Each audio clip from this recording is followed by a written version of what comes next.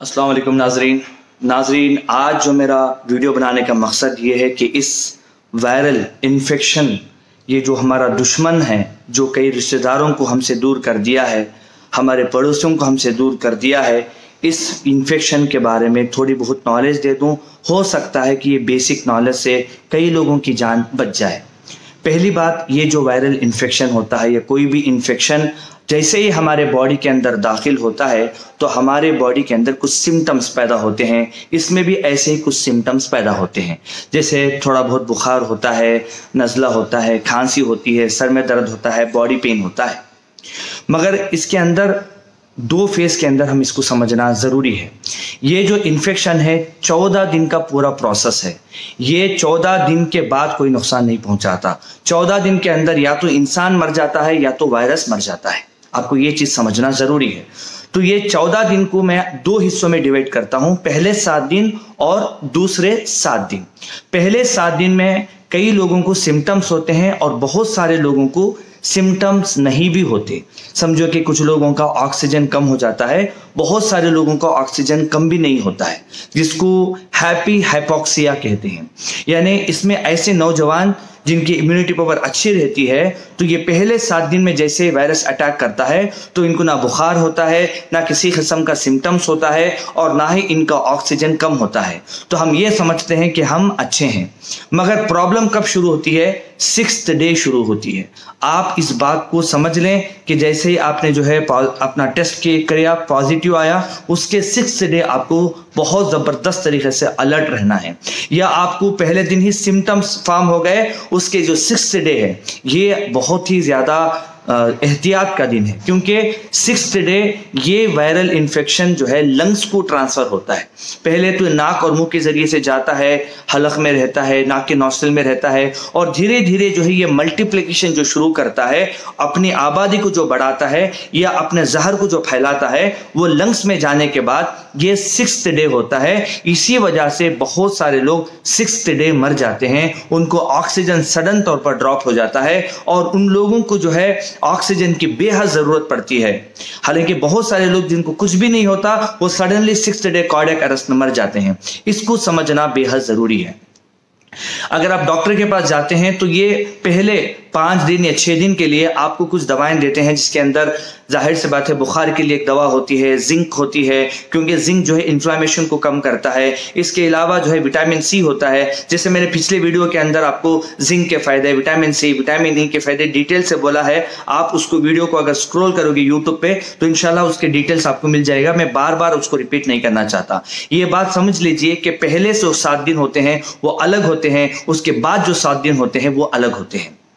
ये समझो कि ये दो अलग अलग दुश्मन की तरह अटैक करता है। कुछ लोगों को डायरेक्टली जो है 6th डे लंग्स को अटैक करता है और वहां पर 50% लंग्स को फेल कर देता है, और एक होता है जो धीरे धीरे लंग्स को फेल करता है, उनका ऑक्सीजन लेवल भी धीरे धीरे जो है कम पड़ना शुरू हो जाता है।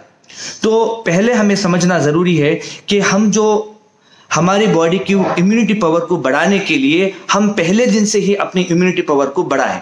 अब ये कैसे बढ़ाना है इम्यूनिटी पावर, ये भी मैंने बता दिया है, और कैसे हम अपने ऑक्सीजन लेवल को चेक करते रहना है, ये भी मैंने ऑक्सीजन का मेंटेनेंस ऑफ ऑक्सीजन के ताल्लुक से वीडियो बताया है, उसमें आप देख लीजिए। मगर ये है कि आप जो है जैसे ही कोरोना पॉजिटिव हो गए तो आप अपनी जो है उंगली से जो है आप चेक करते रहें पल्स ऑक्सीमीटर से कि आपका ऑक्सीजन लेवल कितना है। अच्छा, अगर आपका ऑक्सीजन लेवल जो है 95-96 है, नॉर्मल है, तो आप उसी के जरिए से 5 से 6 मिनट लगातार वॉक करिए। अगर वॉक करने के बावजूद भी ऑक्सीजन लेवल जो है आपका अच्छा है तो समझो कि आपके लंग्स अच्छे हैं।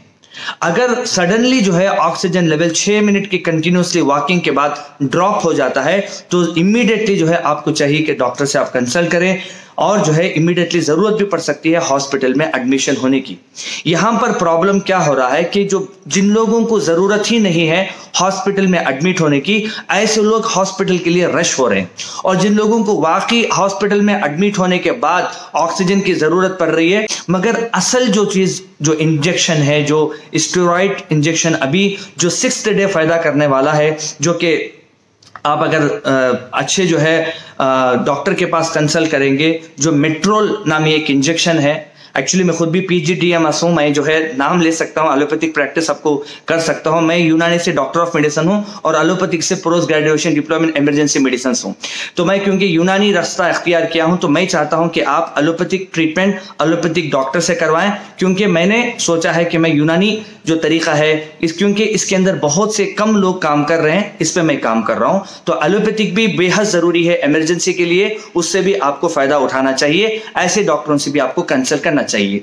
तो इम्यूनिटी पावर के लिए यूनानी के अंदर बेहतरीन दवाएं मौजूद हैं। तो मैं गुजारिश करूंगा जो दूसरे भी डॉक्टर्स हैं कि वो जो है यूनानी मेडिसिन या हर्बल मेडिसिन या आयुर्वेदिक मेडिसिन सजेस्ट करें। और इसी तरीके से जो दूसरे डॉक्टर्स हैं उनको भी चाहिए कि जो एलोपैथिक डॉक्टर से बाकायदा कांटेक्ट में रहें और कोशिश ये करें कि भाई दोनों तरीके से मरीज बच जाए, मरीज को फायदा हो जाए। इसमें ईगो मत लाइए, इसके अंदर कोई छोटा और बड़ा नहीं होता, बस वही बड़ा होता है जिसने जो है अल्लाह सुब्हानहू व तआला उसको जो है कबूल कर लेता है, और अल्लाह सुब्हानहू व तआला जिसको उसकी काम को कबूल कर लेता है बस वही बड़ा होता है, वरना काम सबको करना पड़ता है। तो आपको ये बात मालूम होना चाहिए कि ये जो ऑक्सीजन है ये 6th डे ड्रॉप होता है। तो कुछ लोग जो है पॉजिटिव होने के बावजूद भी घर में छुपे बैठे हैं, ये गलत है, क्योंकि आपको जो है ये 5 दिन जो है जो दवाएं देती हैं उसको लेना चाहिए। जैसे जिंक की दवाएं हैं वो आपको देते हैं, वो आपको लेना चाहिए। इसी तरीके से विटामिन सी की टैबलेट्स हैं, अगर बुखार है तो बुखार की टैबलेट्स हैं। ये 5 दिन जस्ट एक सिम्टोमेटिक इलाज बोलते हैं, मगर 6ठा दिन जो होता है ये ब्लड क्लॉट होना जो शुरू होता है, उस वक्त में जो इंजेक्शन डालते हैं जिसको मैंने मेट्रोल कहा, इसके बारे में नेट पे आप पढ़ सकते हैं, मगर खुद आप सिर्फ डायग्नोज करके अपना इलाज नहीं कर सकते। ये सिर्फ मैं आपकी नॉलेज को अपग्रेड करने के लिए कह रहा हूं, मगर आपको जो है एलोपैथिक डॉक्टर के सहारे, MBBS डॉक्टर या जो है वहां के जो एक्सपर्ट हैं उनके सहारे आपको इलाज करना है। तो अभी हो रहा क्या है कि मतलब लोग ऑक्सीजन के कमी की वजह से मर रहे हैं, इस वजह से कि बहुत सारे लोग जो है जिनको ऑक्सीजन की जरूरत भी नहीं है, उन्होंने जो है ब्लैक में ऑक्सीजन लेके अपने घरों में रख लिया है ताकि इन फ्यूचर जरूरत पड़ेगी तो हम इस्तेमाल करेंगे। तो वहां पर जिसको जरूरत है ऑक्सीजन की उसको नहीं मिल पा रहा है। हो सकता है कि आपको ऑक्सीजन की जरूरत ही ना पड़े, हो सकता है ये इन्फेक्शन से आप बच जाए। तो ये कुछ चीजें हैं। अच्छा, अब हमें क्या करना है, इन्हें एज ए पेशेंट या जो है एज ए आम इंसान क्या करना है। पहली बात, आपको डरना नहीं है, क्योंकि डरने से, खौफ खाने से कॉर्टिसोल नामी हार्मोन हमारे बॉडी के अंदर प्रोड्यूस होता है जो बॉडी को सप्रेस कर देता है, इम्यूनिटी पावर को सप्रेस कर देता है और इन्फेक्शन को अटैक करने में आसानी हो जाती है। इस वजह से डरना नहीं है, क्योंकि मौत और हयात अल्लाह के हाथ में है। ये कोई भी ना मौत दे सकता है ना जिंदगी दे सकता है। इस वजह से जो है ये डर को निकाल दे। दूसरी बात, नेगेटिव न्यूज ना देखें ना लोगों तक फैलाएं, क्योंकि आप अगर नेगेटिव न्यूज लोगों तक फैलाते हो इसका मतलब आप लोगों को नुकसान पहुंचा रहे हो, क्योंकि नेगेटिव न्यूज पहुंचाने से किसी का फायदा नहीं है। और तीसरी बात यह है कि खुश रहने की कोशिश करें और ऑक्सीजन अपना चेक करते रहें। जैसे मैंने आपको ऑक्सीजन कैसे मेंटेन करना है उस वीडियो के अंदर बताए हैं, उसको आप अपना ऑक्सीजन लेवल, अपने घर वालों का ऑक्सीजन लेवल चेक करते रहें। चौथा, अगर बाहर जाएं तो जरूरी है मास्क पहनना। उसका रीजन क्या है मैं आपको बताता हूं कि जैसे हम मास्क पहनते हैं तो ये जो मुंह से निकलने वाले जो जर्रात होते हैं जिसको ड्रॉपलेट कहते हैं, ये बाहर नहीं निकलते, ये मास्क के अंदर ही रुक जाते हैं। असल में क्या होता है कि जब हम खुद एक कैरियर होते हैं, हमें पता नहीं होता कि जो है हम कोरोना इन्फेक्शन पेशेंट हैं, तो जैसे जैसे जो है हम बात करते हैं किसी से तो तकरीबन एक फासले तक जो है ये जर्रात के जरिए से उसको भी इफेक्ट हो सकता है। जैसे कि हाथ ना मिलाएं, सोशल डिस्टेंस मेंटेन करें, ये बेहद ज़रूरी है। अब रहा मसला कि ये जो 6th डे होता है इसमें जो है डॉक्टर आपको 3 इन्वेस्टिगेशन लिख के देते हैं। जैसा CBC होता है जो बेसिक टेस्ट होता है हमारे ब्लड काउंटिंग के ताल्लुक से, और दूसरा जिसके अंदर पूरा इसमें फेल न्यूट्रोफिल रहता है कि मतलब अगर इन्फेक्शन ज़्यादा रहता है तो वो बढ़ के बताता है। इसी तरह ECR बोलते हैं, एरिथ्रो सेडिमेंटेशन रेट, यानी ये जो है जब इन्फेक्शन ज़्यादा रहता है तो ज़्यादा वैल्यू में बताता है। इसी तरीके से C रिएक्टिव प्रोटीन कहते हैं, CRP।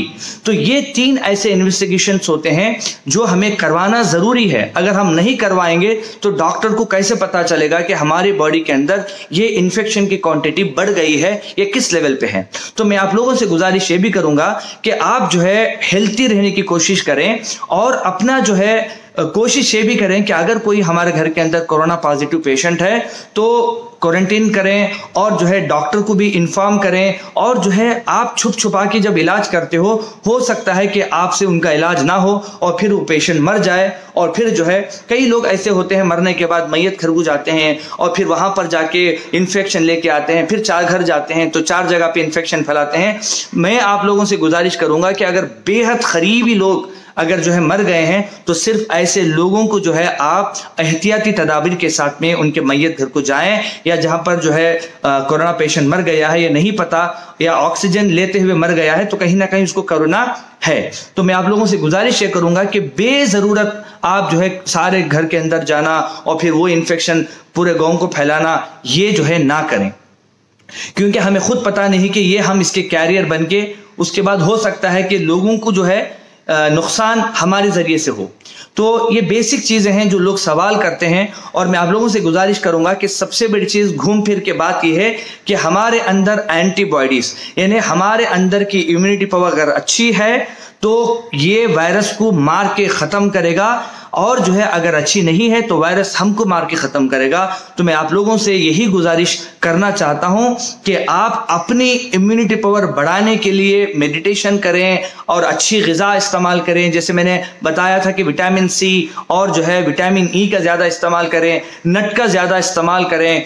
तो ये और कुछ चीज़ें हैं, तेल की चीज़ें हैं, ये सारी चीज़ें थोड़ा सा अवॉइड करें क्योंकि लंबी वीडियो हो जाती है तो लोगों को जो है दुश्वारी पैदा होती है। मैं आप लोगों से गुजारिश करूंगा कि इस इन्फेक्शन को बहुत लाइट ना लें। हाँ, जो फर्स्ट जो वेव था इसमें जो है चंद लोग मर गए, चंद लोग बच गए, मगर ये सेकेंड वेव अभी डॉक्टर खुद परेशान है कि समझ में नहीं आ रहा है। और इसी तरीके से कोई शॉर्टकट में ना जाए। शॉर्टकट के माने मतलब जो है खुद जाके मेडिकल के अंदर मेडिसिन लेके आ जाना और जो है ये सारी चीज़ें ना करें।